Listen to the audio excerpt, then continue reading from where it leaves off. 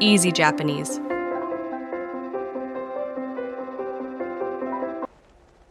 ඔන්න ඉතින් ළමයි අදත් සියලු දෙනාම සාදරයෙන් පිළිගන්නවා Easy Japanese YouTube channel එකට. ඉතින් අද මම ඔයගොල්ලන්ට කියලා දෙන්න යන නිපාතය තමයි දේ නිපාතය.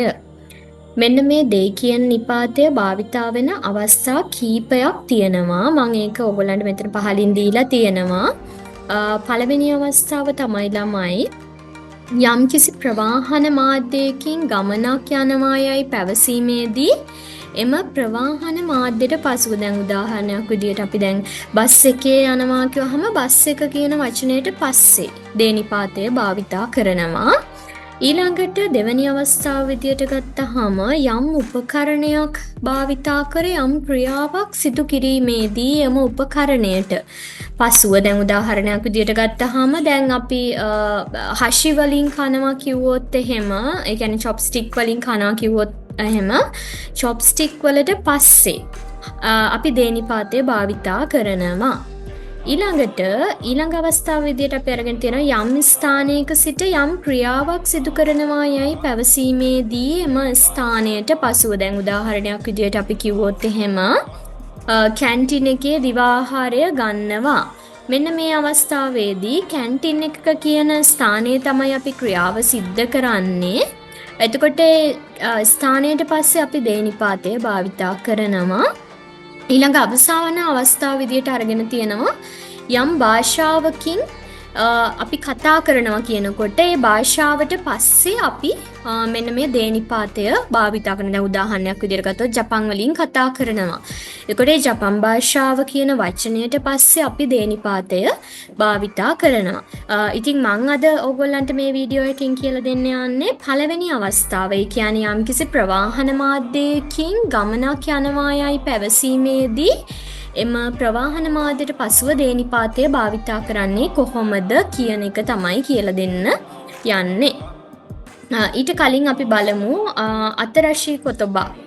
අතරශී කොතබා විදියට අපි බස් එකට ජපන් භාෂාවෙන් කියනවා බස්සු. බස් එක මේක කතකන වචනයක්. ඊළඟට ටැක්සි එකට අපි කියනවා තකුෂී. මේකත් කතකන වචනයක්. ඊළඟට දුම්රියට අපි කියන ජපන් භාෂාවෙන් දෙන්ෂා. ඊළඟට අපි බයිසිකලයට කියනවා ජපන් භාෂාවෙන් ජිතෙන්ෂා. මෙන්න මේ ඉගෙනගත්ත අලුත් වචනත් එක්ක අපි දැන් දේ නිපාතයත් භාවිතා කරලා වාක්‍ය කීපයක් හදන්න උත්සාහ කරමු. පළවෙනි වාක්‍යය මම ඔයගොල්ලන්ට දීලා තියෙනවා ඔහු බස් එකේ සමාගමට යනවා කියන එක. ඔහු කියනකොට අපි දන්නවා කරේ කියන වචනය. යාට පිටිපස්සෙන් කතුරට පිටිපස්සෙන් එන වානිපාතය මෙතන භාවිතා කරලා තිනවා කරෙව්වා. ඔයගොල්ලෝ දන්නවා වානිපාතයට හාකුර භාවිතා කරන්න කියලා. ඔන්න දැන් අපි මේ නිපාතයට යනවා. බසුදේ. බස් එකේ කියන අදහස මෙන්න මේ බසුදේ. ඊළඟට සමාගමට යනවා. සමාගමට කියන්නේ කයිෂා. යනවට කියනවා ඉකිමස් කියලා. හැබැයි ඕගොල්ලෝ දන්නවා අපි කලින් ඉගෙන ගත්ත නිපාතවලදී ඉකිමස්, කිමස්, කයිරිමස් කියන වචන වලට කලින් ඒ නිපාතය භාවිතා කරනවා කියලා ඉගෙන ගත්තා. ඒ නිපාතයට භාවිතා කරන්නේ හිරඟන හෝඩියේ හේ අකුර. එහෙනම් ඔන්න කරේවා බසුදේ කයිෂායේ ඉකිමස්. කරේවා බසුදේ කයිෂායේ ඉකිමස්. ඔහු බස් එකේ සමාගමට යනවා කියන අදහස. බසුදේ ඔන්න ප්‍රවාහන මාධ්‍ය. බසු කියන්නේ ප්‍රවාහන මාධ්‍ය. යාට පිටිපස්සෙන් දේ නිපාතය භාවිතා වෙලා තියෙනවා. ඊළඟට දෙවැනි අවස්ථාව විදිහට මම වාක්‍යයක් අරගෙන තියෙනවා. ඇය ටැක්සි එකේ ටවුන් එකට යනවා, නගරයට යනවා. කනෝජෝවා ටැක්සි එකට කියනවා ළමයි තකුෂී. එහෙනම් මෙන්න මෙතන ප්‍රවාහන මාධ්‍ය විදියට අරගෙන තියෙන තකුෂී.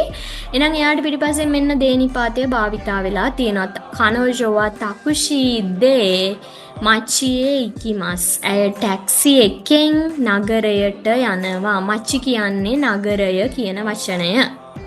ඊළඟට තුන්වෙනි අවස්ථාව විදියට තියෙනවා යමදා මහත්මයා දුම්රියෙන් සමාගමට යනවා කියන අදහසනේ. යමදා සංවා දුම්රියට කියනවා දෙන්ෂා නේ.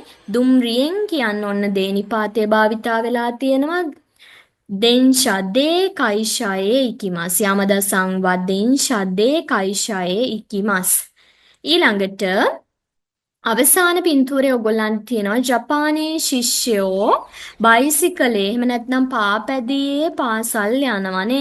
ජපානයේ ශිෂ්‍යයෝ කියනකොට නිහොන්නෝ ගකුසේවා නිහොන්නෝ ගකුසේනේ. ජපානයේ ශිෂ්‍යයෝ කියනකොට අයිති හැඟවීමේ නිපාතයත් මෙතන භාවිතා වෙලා තියෙනවා.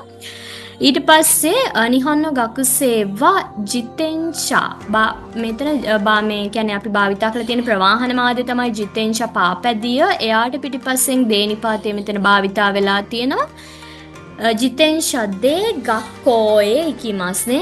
පාසලට යනවා. නිහොන්නෝ ගකුසේවා ජිතෙන්ෂා දේ ගක්කෝයේ ඉකිමස්. ඉතින් මං හිතනවා ඕගොල්ලන්ට දේනිපාතේ භාවිතා කරලා යම්කිසි ප්‍රවාහන මාධ්‍යයකින් ගමනක් යනවා කියනකොට ඒ ප්‍රවාහන මාධ්‍යයට පස්සේ දේනිපාතේ භාවිතා කරන විදිය පැහැදිලි කියලා ඉතාමත්ම සරල දෙයක්. ඉතින් අනිත් අවස්ථා ගැනත් මම ඉදිරියේදී ඕගොල්ලන්ට පැහැදිලි කරන්නම්. සියලු දෙනාටම සුබ දවසක් ළමයි. Easy Japanese.